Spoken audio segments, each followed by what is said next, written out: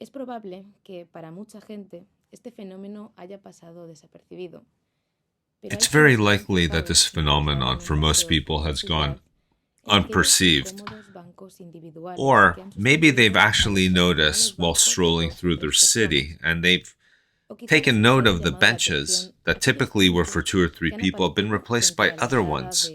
Or maybe the spikes that have appeared in front of the entrances of certain retail shops or under bridges. Initially, I thought it was so that the pigeons wouldn't perch there. However, it's not for the pigeons that they're trying to dissuade, but the homeless.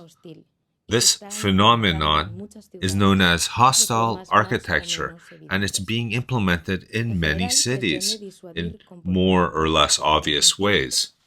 Generally, it's designed or intended to deter behavior from that's considered uncivil, like littering or urinating, skateboarding, sleeping. So the methods used are usually on sloping surface, so sitting is made uncomfortable.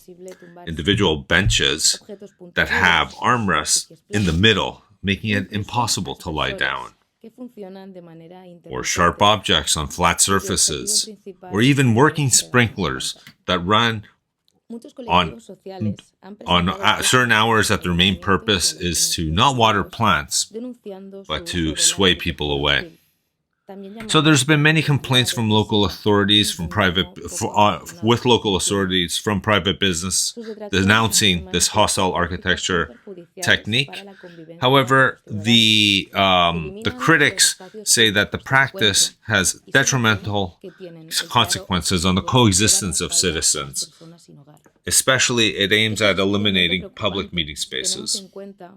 So this is worrying, especially if we take into account the Spanish government's figures.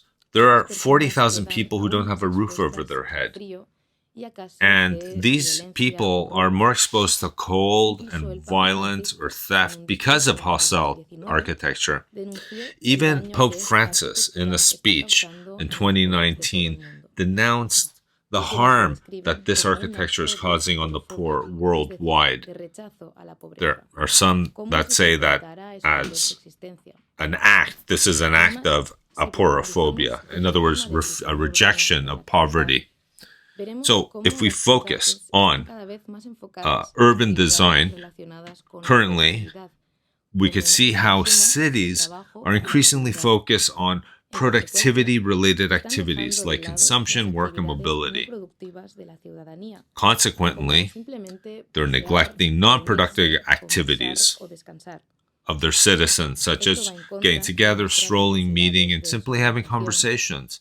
This really goes against socialization, and it affects the most vulnerable groups, such as children, adolescents, and the elderly. This model is literally